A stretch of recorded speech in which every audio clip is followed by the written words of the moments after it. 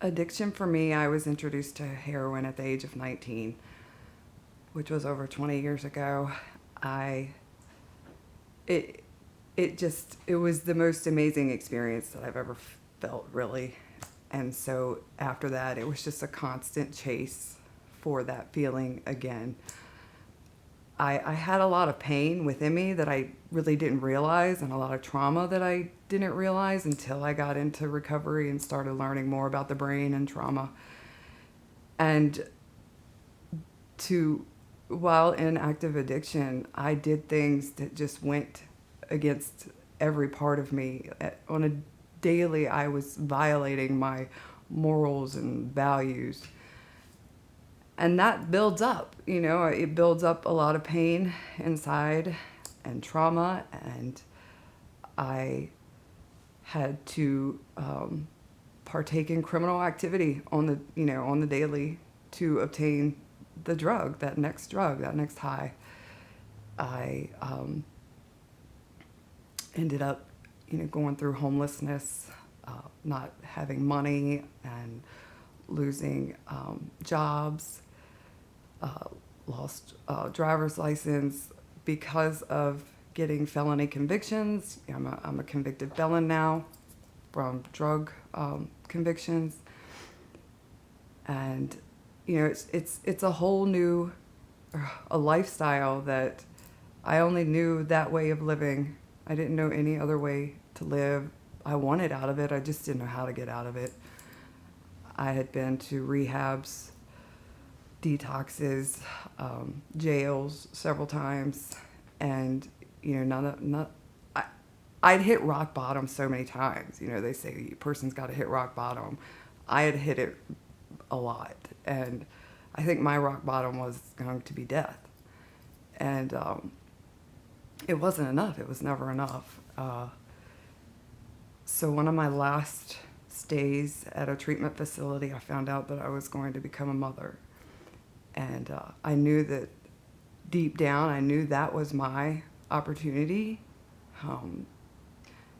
to do the best I could to not bring my child up in that lifestyle of addiction. But even becoming a mother was not enough for me to stop. I was able to cut back a lot, but I knew no other way to live. And so I also knew I was self-medicating from anxiety. I was diagnosed with anxiety disorder at an early age. I was also on medications throughout those years for anxiety as well. And I went to a psychiatrist and explained what was going on, and he suggested Suboxone. And wasn't the answer I wanted to hear because of the stigma.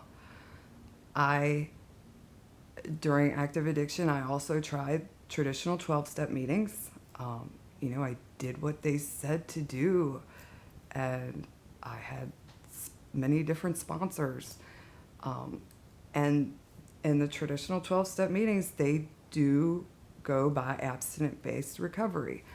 So that was in the back of my mind, because that was really the only type of recovery I knew at that time. But honestly, I didn't know what else to do.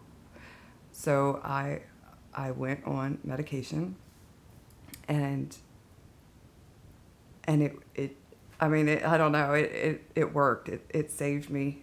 It wasn't easy, but it gave me the opportunity to be able to focus on like one thing at a time, because it's very overwhelming in early recovery. I had all of the trauma and experiences just from the addiction, right on the forefront of my mind, just being filled with shame and broken relationships with my loved ones. So that's, was always on the forefront, just being filled with so much shame and not being able to forgive myself or others.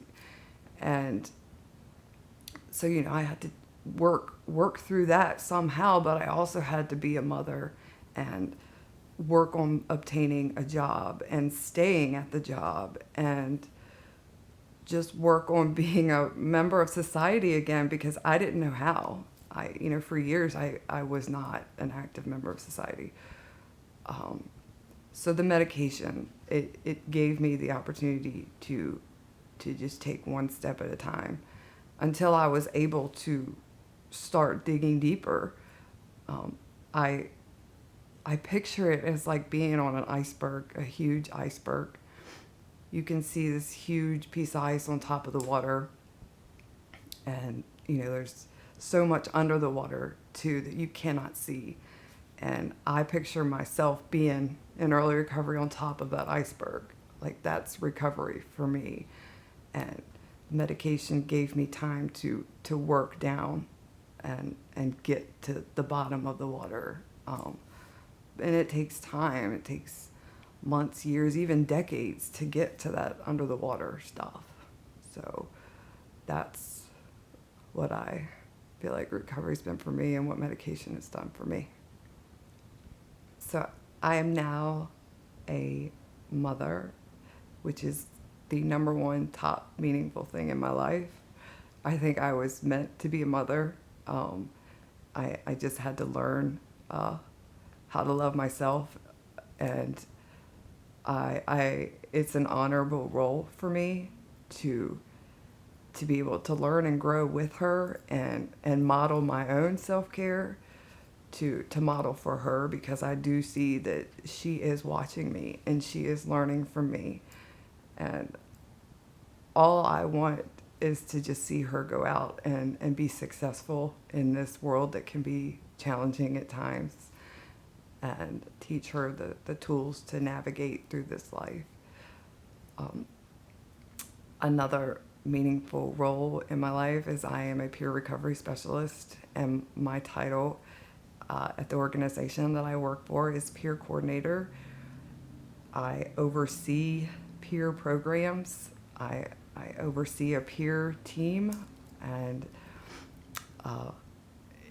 it's meaningful, for one, because I have people that trust me and value my story. They value the work that we do.